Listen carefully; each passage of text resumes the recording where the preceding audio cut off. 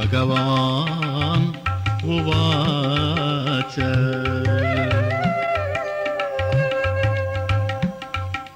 कालोऽस्मि लोकक्षयकृत् प्रवृत्तः लोकान् समाहर्तुमिह प्रवृत्तः ऋतेऽपि त्वां न भविष्यन्ति सर्वे एव स्थिता प्रत्यनीकेषु योधाः